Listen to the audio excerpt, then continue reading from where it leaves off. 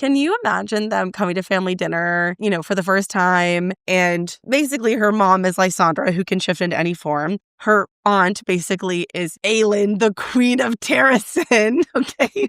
Aelin's husband is Rowan, the most powerful female in existence. And then Evangeline's dad figure is 80. No, thank you. I just picture all of them staring this poor person down and then being like, nope. I cannot imagine. It's like the Godfather level intensity for family introduction. Yeah, it's going to be a no for me.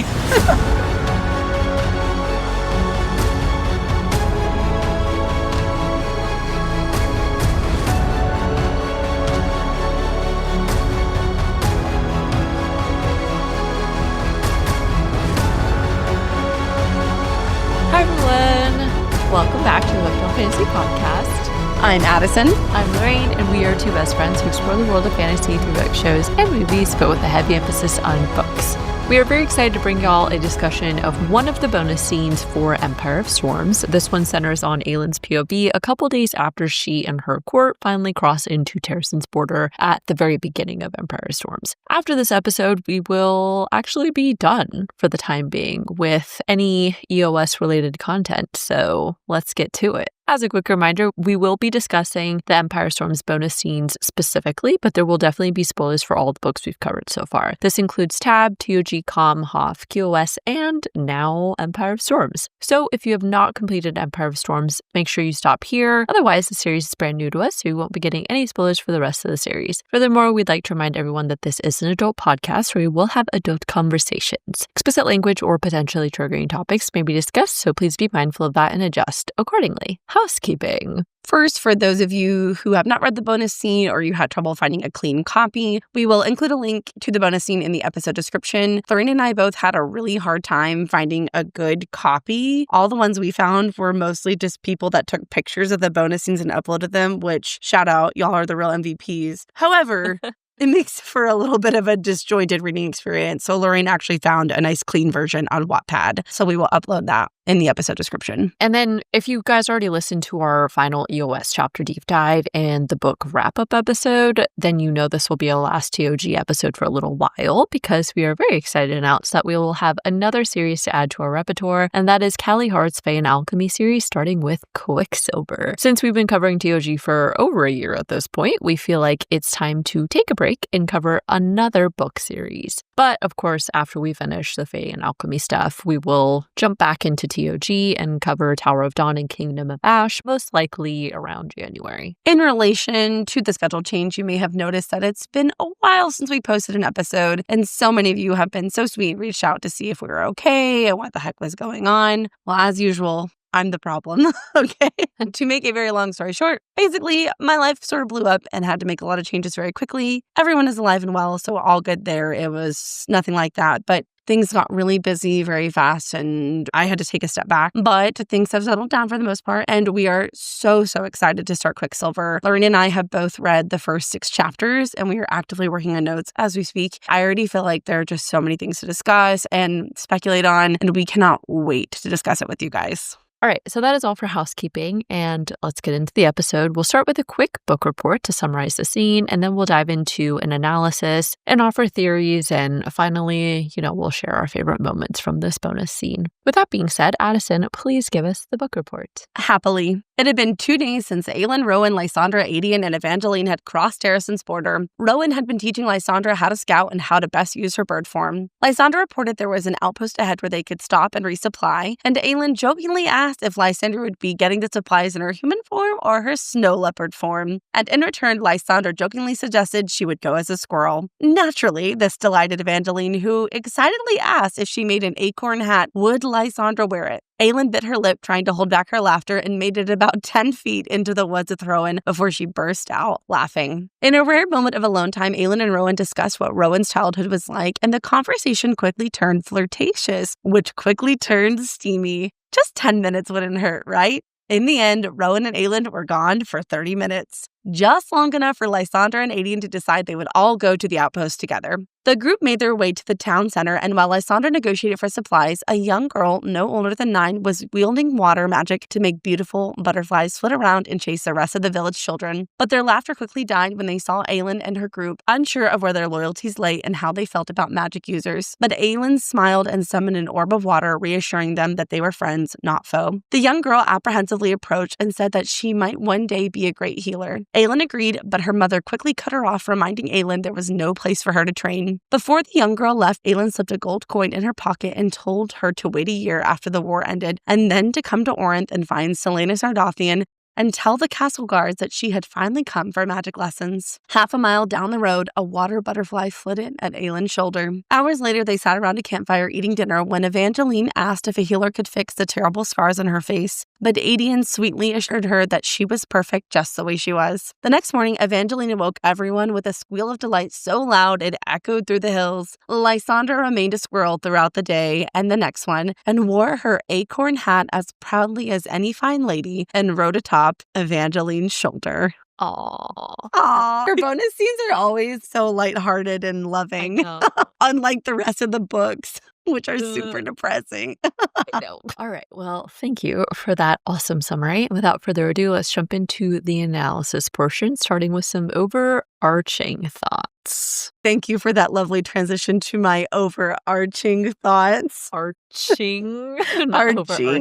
So first, I want to quickly explain why we decided to cover this bonus scene at the end of our EOS coverage, even though it chronologically falls at the end of Queen of Shadows / the very beginning of EOS. It has become our pattern on this podcast to cover the bonus scenes at the very end of the specific book that it pertains to. I feel that every time we've done that, we've always gotten more insight out of the bonus scene. And for me, it just has more meaning when we've read it that way, now that we know how the events of the rest of the book have unfolded. In particular, I think that's a big difference for the Heir of Fire bonus scene and how Aelin and Rowan's relationship unfolds and all of that. I also feel like it can change the way you experience the narrative of the actual book, and I don't want my viewpoint to be colored one way or the other when I experience the actual published work for the first time. So to me, just only speaking on behalf of myself here, if SJM left it out of the book, she did it for a reason. And whether that has to do with her editing team or whatever, I feel that when I read, I want to try to honor the story the way the author intended it for it to be told. So I like to read the book and then read whatever bonus scene afterwards. I think I just get more out of it that way. Yeah, I agree. I think you pick up on a lot more. And I also agree about the point of just experiencing the book as it was published first. And then the bonus scenes are kind of here to just give additional color to some things that happen. It's like a little puzzle. You got to fit it into where you think it goes. So yeah, having read a couple bonus scenes now, I definitely feel like her bonus scenes are funnier, or I don't know, maybe it's just that SJM was feeling a little bit more silly-goosey when she wrote them, but I really enjoy that because as we have figured out, the rest of the storyline is pretty serious and emotional, and it's a nice reprieve to get these funny, more lighthearted moments. I actually really enjoy this bonus scene because we get more insight into not just Rowan and Aelin's relationship, but Aedion and Lysandra as well. Plus, Evangeline was in here too, which tracks because we do see some significant development between Aedion and Lysandra as we moved through Empire of Storms. I totally agree that her bonus scenes just in general seem more silly and lighthearted. And as you said, it just really provides some color to the story. And so honestly, I feel like the tone of the bonus scenes often seem incongruous with the tone of the actual book. And so for me, sometimes it's actually a little bit jarring because it seems so distant from the writing style of the regular book. Like, I still think it's SJM. It doesn't fit well, I think. So I can see why she wrote them but omitted them, you know? So I also feel like they just seem to be much more telling about the characters and their emotions and their feelings in regards to, I don't know, just like internal conflicts or with their relationships. So I don't know, I guess on the other hand, I'm like, why not put that in there? So I don't know, but that's why we're going to talk about it now. So without further ado, let's get into the bonus scene itself. To start us off, I just wanted to touch on where we think this scene takes place timeline-wise. It definitely takes place in Chapter 2 of Empire Storms. We know that they'd been camped out in the forest for a few days after crossing the border into Terrasen while they waited for confirmation of meeting with Terrasen's lords. In the bonus scene, we get some references to Aelin and Rowan having their little private moments in the forest, as well as more details about Aedian's reflection on witnessing a water-wielding girl playing with fountain water. He had kind of thought about that moment, but we didn't actually get to experience that moment in the book. So in the bonus scene, we spent a lot of time in that moment, which was cool. We catch up with Aelin, Rowan, Lysandra, Aedian, Fleetfoot, and Evangeline after they crossed into Terrasen and are making their way to Orinth. They had crossed into Terrasen 2 days prior, and Rowan had been training Lysandra what to look for when scouting and how to read the winds when she flies in her bird form, which I'd never really thought about. But yeah, I would imagine there's probably certain things you need to learn in each animal's body. After scouting ahead, Lysandra reports to Aelin there was an outpost ahead where they can get fresh supplies, and then Aedian appears. When he does, it's described Aelin didn't miss how her cousin raked his gaze over Lysandra or how the shifter deliberately ignored it.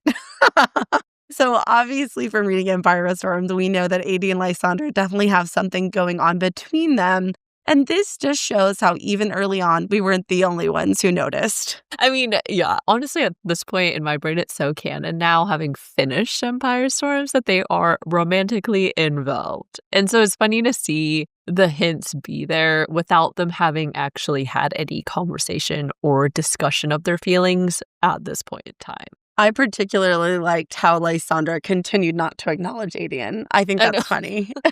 She was like, whatever. Close by, Rowan and Evangeline were gathering buckets of water, and I thought it was sweet how Rowan interacted with Evangeline, and Aelin thought he and Aedian had both been kind to the girl, knowing when to tease, when to comfort, two bossy, overbearing older brothers and trained lethal killers. God's help Evangeline when she was old enough to be interested in anyone romantically. So first, I think it's sweet how Rowan and Aedian have taken on the big brother role, and it breaks my heart to think about that both of them may never get to have children of their own.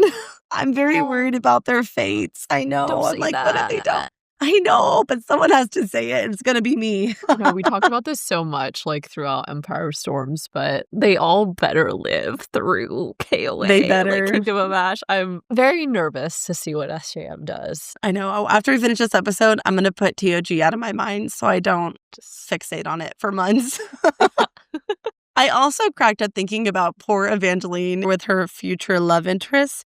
Can you imagine them coming to family dinner, for the first time? And basically her mom is Lysandra, who can shift into any form. Her aunt basically is Aelin, the queen of Terrasen. Okay. Aelin's husband is Rowan, the most powerful female in existence. And then Evangeline's dad figure is Aedian. Like, no, thank you. I just picture all of them staring this poor person down and then being like, nope. I cannot imagine. It's like the Godfather level intensity for family introduction. Yeah, it's going to be a no for me. Nope. Aelin and Rowan make their way into the woods together where the topic of Rowan's childhood comes up. We knew that Rowan's parents faded when he was still very young, but we really didn't know much about his childhood beyond that. And so through this conversation, we learned that he grew up in his uncle's house where there were 6 other kids plus him, and he also had a ton of other cousins living nearby. Now, having met Enda and seeing how Rowan's cousins all turned on Maeve to support Aelin's cause in Empire Storms, I liked getting some additional context because it makes a lot more sense why they ultimately did. Even though it doesn't seem like Rowan at this point in time is super close with his extended family now, I would imagine the memory of their childhoods, like spent so close and being together, is still a core part of all of them. And I think probably contributes to family loyalty, even if they're not, super close these days, I think so too. And I think that's pretty evident as the conversation continues when Rowan shares what it was like growing up. And I actually thought it was pretty funny when he's telling Aelin that when their tutors would give them orders, they would all just shift into bird form and fly away. He also tells Aelin it was so bad that his uncle had to put locks on the windows and put spikes on the chandeliers and bookcases so they wouldn't have anywhere to fly to. And honestly, this just started me on this thought experiment rabbit hole about what it would be like, if your toddler's throwing a tantrum or they just don't like being made for dinner and they're just like, I'm out. And they shift and leave. Like, what do you do? You know, I cannot imagine. And it'd be bad enough to have one kid doing that. But can you imagine 6 of Rowan's cousins plus Rowan? That's 7. You just have 7 birds flying around. It's kind of hilarious. Dude.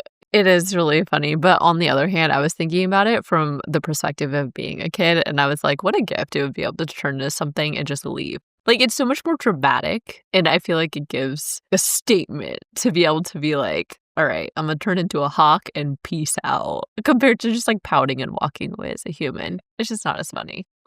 You're like, caw, and you just fly off. Yeah. And I would like to say it seems like dramatic exits are an art form for Rowan. Oh, I see what you did there. Yeah. I see what you did there, and I'm here for it. That's right. Well, they do balance each other well.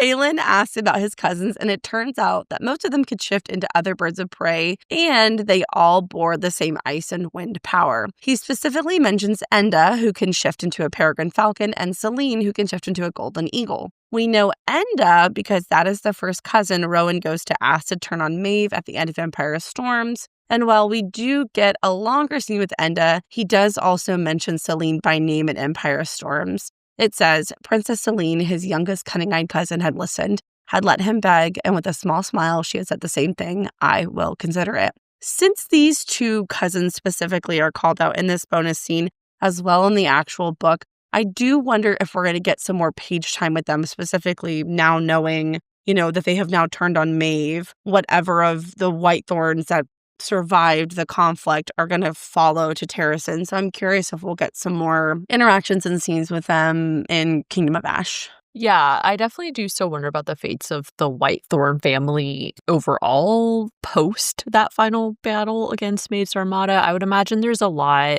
they will need to figure out, since it's not like all the family of his cousins were on the boats, right? Like a fair amount of them were still in Doranel and in and around Wendelin. So I'm honestly pretty worried about what Maeve will do to them for treason. So, ooh, honestly, that's a good point. I hadn't thought about it. I was mostly worried about the ones that were actually there. But yeah, I would imagine not every single Whitethorn was on a ship. So if I was them, I'd be getting out of town real quick. Yeah. Talk about dramatic exits. Yeah. We also get a little foreshadowing for what eventually goes down in EOS when Aelin asks Rowan why he wanted to avoid them when they were in Doranel. And Rowan says their relationship with Maeve can be fraught. I like this small detail because it sets you up for them to inevitably betray Maeve at the end of Empire of Storms. And that's something, as an example, that you wouldn't have picked up on had you read this before Empire of Storms, right? Having finished it, you're kind of like, oh, I see the groundwork has been laid for that inevitable shift. Rowan then goes on to share more about his relationship with his cousins, and in true Rowan fashion, after what happened to Lyria, he shut them all out. Ugh, this was both kind of sweet to learn in a way that his family had tried, like Enda especially had come to visit him multiple times. Then on the other hand, it was also sad that Rowan was so devastated that he shut out his own family to try and forget about the pain of losing Lyria and his child. I think it also adds some emotional context to Enda's decision to side with Rowan after he tells him about Aelin and her cause.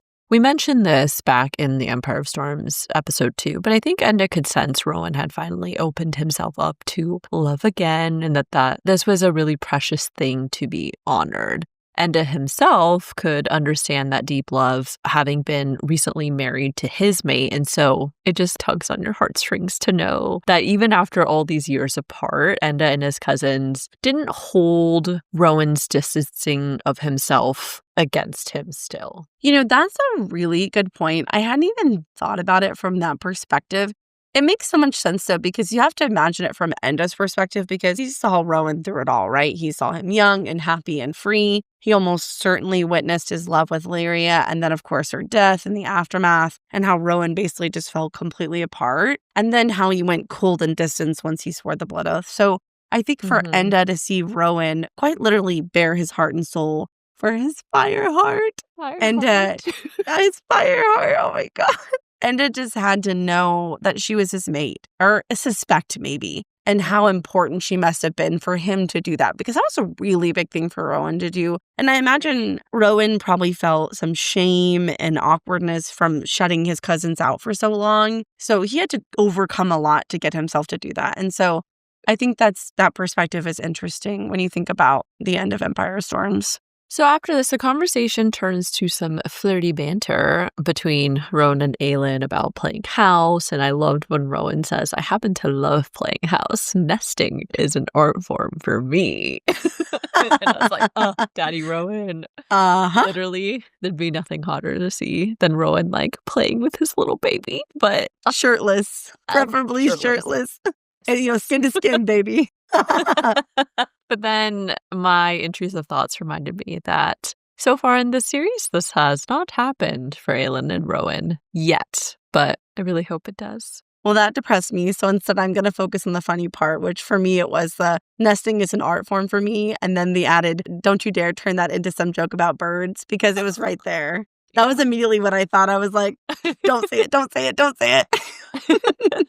Things continue to get a little steamy and emotional when Aelin shifts the combo to the scene back in Heir of Fire when they race through the woods after Aelin finally mastered her shifting. And I loved when she tells Rowan, I think that was the moment when I began to want you. I didn't know it at the time, but I think it was then. You were real and wicked and as savage as I was. And when you saw my speed and the Fae heritage, you didn't balk. When you only smiled at me. No one had ever done that before. You saw all of me, yet you still smiled. Cute. I wish we had gotten this scene in Empire Storms. I mean, we sort of had that in their big beach scene, and we do get a couple more intimate moments with them. And it was implied that Aelin and Rowan just knew how they each felt about each other, but I feel like so much of their internal thoughts was them thinking about how they cared for the other, but they didn't want to rush anything, yada, yada. But I just wanted this. I wanted to read about them actually expressing their deeper feelings with words. And so I'm glad at least it was in the bonus scene. Well, it's like I meant at the top of the episode earlier. I just feel like all the bonus scenes we've covered so far are just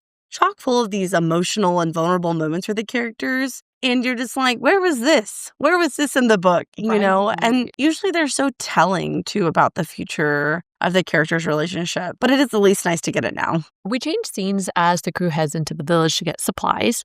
Aelin takes note of some of the abandoned houses, and her and Aedion discuss the fates of various villages during Aderlin's brutal conquest. I like that during this, Aelin reminds Aedion, God's above, Aedion, no one blames you for it. Because we know that this is something that so heavily weighs on him, this feeling that he couldn't do enough to help save Terrasen's people and villages from Aderlin. I like that moment a lot, too. I feel like for both Aelin and Aedion, it is so, so important that they keep reminding each other that what happened to Terrasen and his people is not their fault, because they both carry such immense guilt over what happened. Which is literally insane because Aelin was 8 and Aedion was 12, 13. I mean, they were literal children. It's always just devastating to me when they talk about the guilt they feel over what happened because, man, that is a heavy thing to carry. I also found it interesting that Rowan asked how Aderlin had found and tracked down the few remaining Fae in the area as well. Aedion says Aderlin had hunters. How and where they were trained, I don't know. But they found the few Fae here, the ones that didn't flee over the mountains at least. So, two things from that. First, I'm assuming the hunters are referring to the Ilkin and the Bloodhound we learn about that attract Elite and Manon through Empire Storms. And then second, I wonder if we will meet more of Terrasen's Fae in Kingdom of Ash, because if some of them fled over the mountains, that implies they could have survived and are still alive in hiding. Yeah, I'm not sure if it was the Ilkin or the Bloodhound because it seems like Erewhon made those monstrosities much more recently. But I did think almost certainly it was some kind of horrible Void creation that was able to hunt down and kill the remaining Fae. Obviously, that's probably something that's not going to get confirmed either way. But either way, Erewhon was involved. That's all you need to know. But I think that's a really good question about what happened to the Fae that went into hiding. We also remember back from TOG, some of the Fae got trapped in their animal forms. So there's probably a fair amount of them that have just been living wild for the last, 10 years. 10 years. Yeah. So it didn't really seem like the Fae went to Wendland or Darnell, given how they probably felt about Maeve and her lack of involvement in the conflict. And just in general, there seems to be tensions between the Fae of Aurelia and the Fae of Wendland. We never really get like numbers or anything. We know a lot of them were killed, but I'm curious if like a small bunch of them may appear in Kingdom of Ash, like in a battle, right? Like they come to fight for Aelin or something, or maybe they never really get mentioned again. I don't know. Yeah. So next, they get distracted by the laughter of children playing with water, and this is the moment Aelin briefly thinks about in Chapter 2 of Empire Storms when he mentions seeing a young girl weaving water now that she has access to magic again. That is an excellent callback, and see, people, this is what I'm talking about. This is why you have to read the bonus scenes. Some of you like to skip over them, and you can't. I thought it was so sweet that we get this interaction between Aelin and the water-wielding girl. We know Aelin's water magic is minimal, but she summons a ball of water for the girl, and then the girl in return shapes a water butterfly. This moment was so powerful because there's so many parallels, and I think Aelin probably sees herself in this young girl. The girl is about 9, and that's around the same age Aelin was when Terrasen first fell. This girl is a very strong water wielder, while Aelin, has really strong firepower. And I would imagine Aelin feels a hope for the livelihood of this girl, being able to grow up and appreciate her magic rather than live in fear of it as Aelin had. Plus, this girl has potential to be a very strong healer with the magic that she has, and we know that is something Aelin always wished she could be. I think for Aelin to see this little girl wielding magic in Terrasen is very bittersweet for her because it's something she probably thought she'd never see again. It also serves, I think, as a reminder of what happened and the fact that it's sort of a miracle seeing a child wield magic in Terrasen is itself a reminder of what Aderlin did, right? So you have this feeling of relief and this spark of joy, but also the reminder of how bad it was even just a few weeks ago. Aelin and the little girl have a brief conversation about the potential of Phaedra's magic. Phaedra is a little girl. We learn her name a little bit later at the very end, and how she might one day be a great healer and how she could maybe even heal Evangeline's scars and even Aelin's own scars. I did wonder if this conversation is just some small foreshadowing that eventually both Aelin and Evangeline will have their scars magically healed. Unclear, but I thought might be something in relation to that. Unfortunately, they get a very sobering reality check when an older woman questions how the girl could possibly be trained in her magic given the state of Terrasen and the impending war. But I love that Aelin tells the girl, do not be afraid of what makes you shine brightly, and then promises to give her magic lessons should they survive the war. Again, very touching scene because Aelin wants to offer the girl what she never got. Aelin was so strong, but she was ultimately untrained when she was younger, so she didn't get a chance to appreciate her power. Instead, she lived in fear of it for so long because she blamed herself for, what happened to Terrasen and everything, and all of her outbursts and how everyone feared her for being so strong. And I think she just doesn't want another child to have to live that way. Yeah, I think so too. It really was just a very lovely moment overall to see Aelin interact with this little girl. And I especially loved how at the very end it said, but half a mile down the grassy slopes into the threshold of Oakwald, a water butterfly flitted at Aelin's shoulder. And so I like that little tie-in of like an acknowledgement that the little girl will be there. So I'm hoping at the end of Kingdom of Ash, they'll do like a year later and the little girl will show up or something, I think that's wishful thinking, but I'm like, oh, I love when things come full circle. The scene changes again to the crew sitting around a fire for a meal a few hours later. Evangeline brings up the possibility of having her scars healed by a healer, which of course was a very emotional moment for everyone, Lysandra in particular. So on one hand, I did really feel for Evangeline, and I can understand her wanting to heal something that marks her in such a glaring way.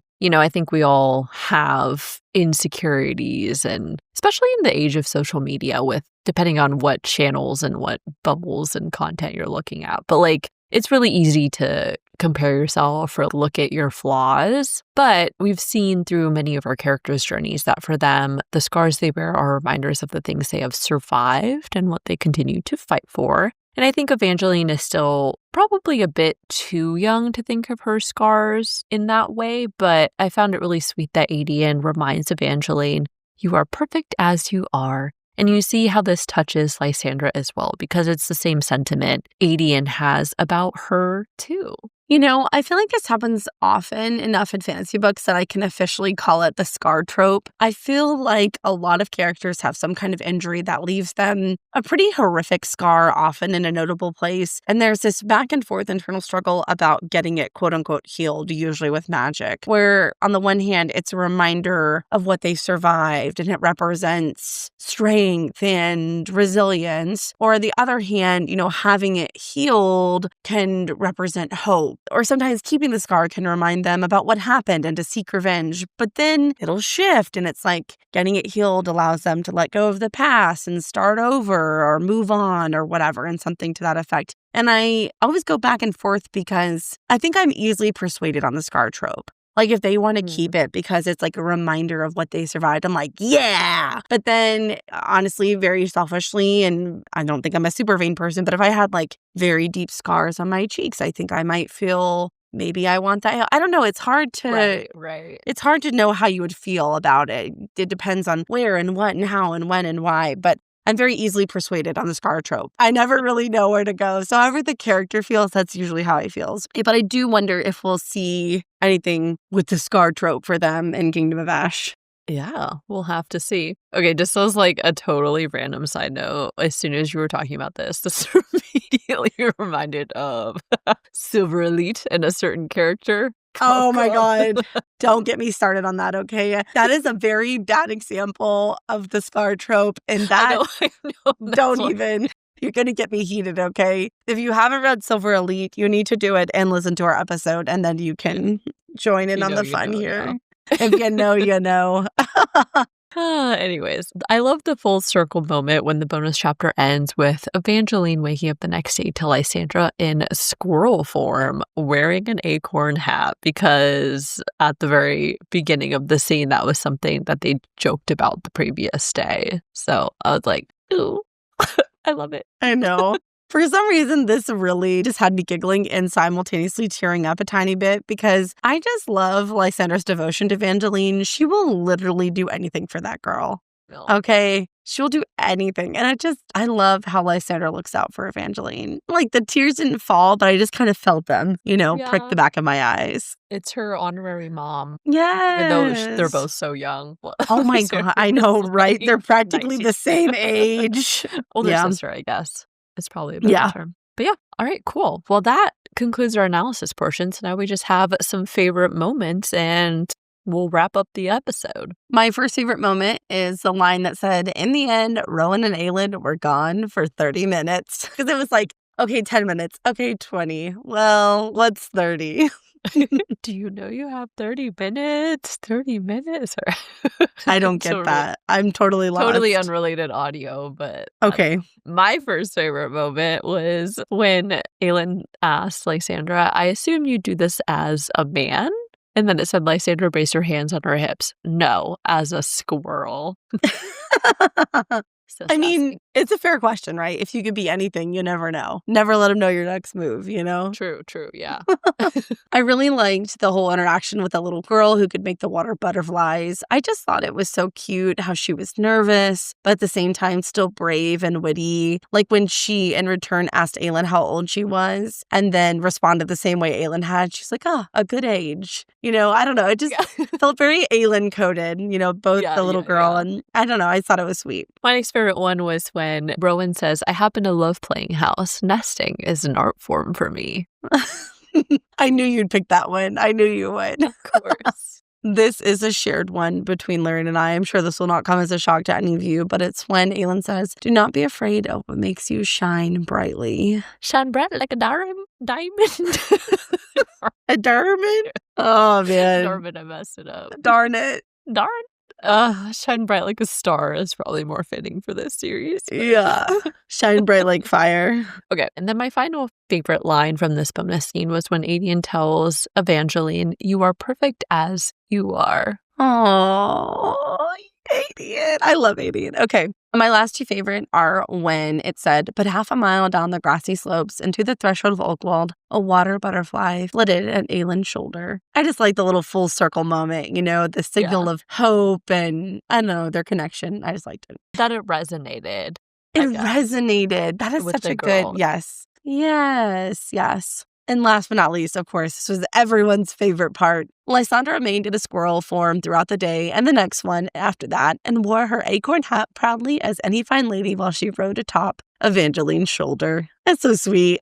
It is. I love that. All right. Well, that officially concludes our episode. So thank you all for joining us for another episode of the Booked on Fantasy podcast. As always, we are so glad you found us. So please leave us a review and follow us on Instagram, TikTok, or YouTube to keep up with us on a daily basis. That's all we've got for you guys today. So live a little. And we'll catch you all next week. Bye. Bye. And stay tuned for some bloopers. You're on mute. Okay. Sorry. Half a mile down the road, a water butt. No, sorry. Okay. I just panicked because I'm not used to being in charge. I don't know how to drive the bus. Okay, that's your job. Okay. This just started. This just started. So that officially concludes our podcast. Oh my gosh, I can't talk today.